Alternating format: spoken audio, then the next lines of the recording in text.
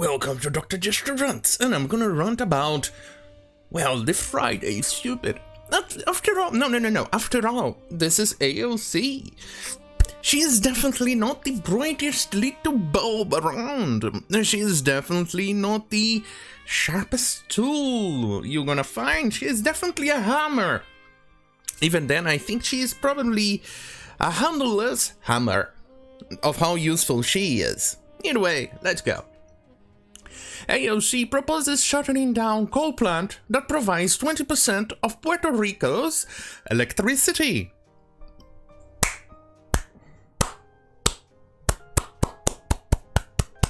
Well done! Well fucking done! No. Wait. Which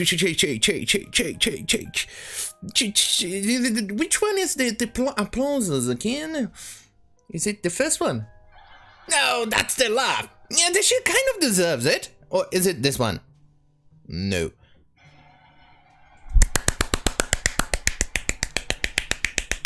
Well done, AOC. Well done. Not only you're advocating for people to go without power, and let's face it, the shithole I currently live at, sorry, allergies. Anyway, the shithole I currently live in, power is a finicky business, as in, it goes out every single time. For instance, I was about to start recording when the power went out again. So, Ms. AOC, who has private security, a nice little flat or housing in Washington, who earns thousands upon thousands of dollars, are you willing to sacrifice all that to live in a place without power, with extremely expensive energy, electricity? Yeah, they are raising prices again for electricity, plus the taxes. The government is going to tax extra for the electricity now. Isn't it amazing? The same thing is going to happen here if she cuts out that those coal power plants in Puerto Rico. Not only that, she's definitely not willing to sacrifice any of that, especially her private security. Isn't she one of those little airheaded bimbos? This is why I'm pro-police, because people like me cannot afford private security. Either way, let's go. Sheltering security. Alright. During a Thursday hearing for the House Natural Resource Committee, the lawmaker expressed a desire to close down. Shut up!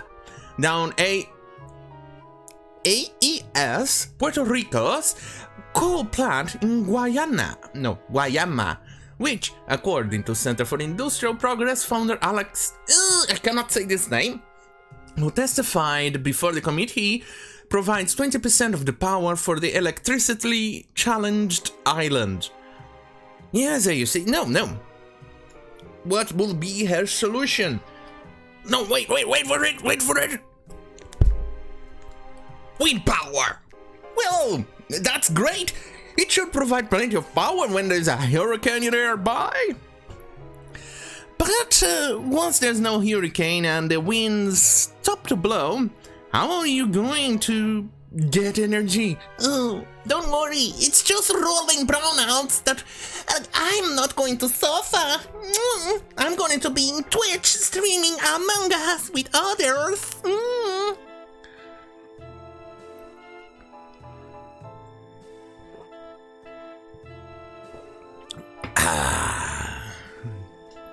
Amazing, right? No.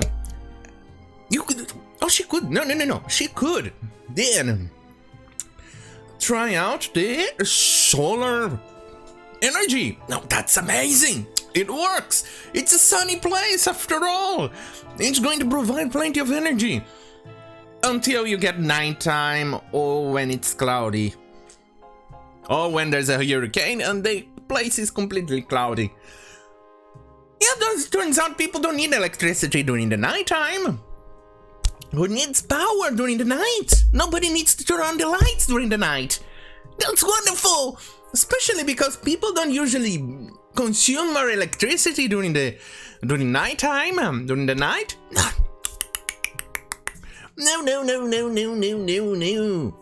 It's not like you're gonna need a battery the size of a stadium just to power up the electricity of the island during nighttime. Or you're gonna need a few of those poor little kids back in Congo or somewhere in Africa to mine all those precious metals to provide that battery. Shh, you shouldn't have mentioned that. It's gonna put a damper on her little wings. Oh. Anyway, I tried to convince her that this would be beyond devastating to the people of Puerto Rico, he said on Twitter. Yeah, I don't think it's going to be enough for her. She is a vapid little bimbo who doesn't understand things, who doesn't understand facts, and it's all about looking good and getting the little beautiful money. She's definitely a career politician. She's out there for the grift because, let's face it, if she were there for the people, she would actually go and fight for the people, not for herself. Because if she was fighting for the people, she will not advocate for this. She will not advocate for cutting out the power of people from Puerto Rico. Imagine, I have problems with the power here. Imagine the people of Puerto Rico were losing 20% of their electricity because of an insane. Oh, and by the way, she's allegedly a grifter. There you go. I forgot to mention that. Allegedly, everything I said is allegedly. Now, let's go here. Now I want to debunk chicken little arguments on how if we would close the coal plants. Oh, that's her. I want to debunk chicken little arguments on how if we would close the coal plants, it would cause a catastrophic effect for the energy supply in the island. Don't worry, it won't. I'm still gonna have power in my place in Washington. Yes, close tomorrow while keeping the lights on and preventing price increases on the island. Oh, but definitely, she's definitely not the brightest little shit. She thinks that people poop energy, that people shit energy, that people shit money. Is that what she's advocating for? Because apparently that seems to be it. Energy is the industry that powers every other industry. That dude, counter it. The lower cost and a more reliable energy is the lower cost and more reliable everything is, and vice versa. I just want to stress that Puerto Rico's energy situation is terrible. And one of the reasons I want to testify today is nobody is talking about it. They're talking about how. How do we maintain the status quo? The status quo is terrible in Puerto Rico. He's definitely 100% correct.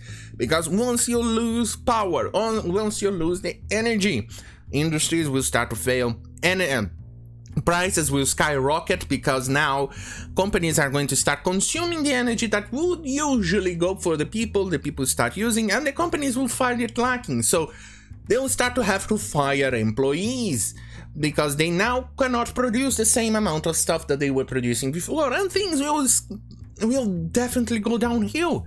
You can see that happening on Pakistan, where there's constant brownouts and blackouts. Remember the news that came out on Telegraph-ish, where they had the hottest city on planet Earth, and people were having difficulties cooling down because of the constant blackouts? Remember that? Well, be prepared, people from Puerto Rico. That's going to happen to you if little crazy bitch here has her own say. Anyway, it definitely needs more low-cost, reliable energy. Everybody agrees with that. He continued, and just as one more comment, it doesn't seem like anyone here knows the actual effect. Exactly. Revealing his disappointment that Ocasio-Cortez would consider shutting down the coal plant. That dude over there noted that only 2.5% of Puerto Rico's energy come from renewable sources. This is so disappointing that we are talking about this so unseriously, he noted. Late in the hearing, that dude over there added, I don't mean to pick on Representative Ocasio-Cortez, but she tweeted that the infrastructure failures in Texas are quite literally what happens when you don't pursue a Green New Deal. No, in fact, plenty of places around the world can deal with hot and cold when they have enough reliable, resilient electricity. Texas defunded reliable, resilient electricity, including winterization, to pay tens of billions of dollars for unreliable solar and wind that don't work when you need them the most. Exactly what I just said. This is exactly what I mentioned at the beginning, that they will not work during nighttime. They will not work when there is a cloudy environment, and they will not work when it's windless. And look at the amount. Take a look at what the amount of CO2 has happened. Germany went quite a bit with the renewables, quite out of their own way with renewables, mostly on these periods over here. And you can see the amount of CO2 emission. Here, France decided to choose nuclear. And look at how greener they are. There you go. How greener they are in comparison to Germany. And Germany chose renewables. And what happens when the renewables fail? Which is during nighttime, or when there's no wind, or when it's cloudy, or things like that, or when there's just too much snow covering the solar panels, or the wind turbines cannot turn. Well, turns out they have to power up those beautiful coal plants they have, and what do? Oh, well, they actually go and consume coal, and that coal produces CO2. Congratulations! Is that what you are advocating for with the Green New Deal, Miss AOC? Because here is what happens when you need to dispose of those wind turbines. Those paddles here, they have a useful life of about 10 to 15 years, give or take. And what happens when you have to discard them? Well, exactly this. And now you need to go and produce more, which also consumes a lot of other specific materials, rare earth materials, to actually cover it. But then we also have the fact that those things not only are an eyesore, but look at how fucked up it is. This is the size of what you would need for a power plant, of a nuclear power plant. This is what the footprint would be like if you needed wind energy to power up with the same quantity. Look, 26 terawatts per hour per year. This is for the UK. Look at this, and now this is for Texas. If you needed the same quantity, this is for the whole country of America. This is how much land you would need for nuclear. This is how much you would need for solar, and this is for wind. That's the whole, almost the whole state. You can see the difference or the damage those renewables cause. Let's go. Late in the hearing, that dude, I don't mean to pay. I think I already read that. No, in fact, point of Texas defunded. I don't know when they need the most. There you go. That dude over there noted that Ocasio-Cortez energy policies would make Puerto Rico into a truly and consistently third world country. Yeah, they do. The overwhelming majority of energy in Puerto Rico comes from oil, natural gas, and coal. That dude over there mentioned only a tiny fraction comes from solar, wind, and other green sources. In his extended testimony, the dude over there elaborated that while poverty in Puerto Rico is rampant, energy continues to be extraordinarily costly. Here are 3 crucial facts that I almost never hear discussed about Puerto Rico. First, the percentage of Puerto Ricans currently living in poverty is 43%. It's 10% in the 50 states. Second, the cost of energy in Puerto Rico and the states is up to 3% higher. Third, the per capita income of Puerto Rico is $13,000. Hey, that's still more than the people earn in the shithole I live in.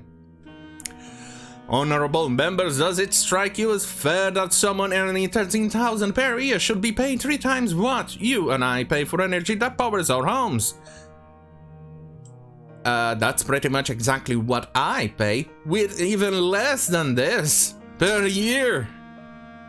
Yeah, no, don't worry. It's going to be 4, maybe 5 times more soon.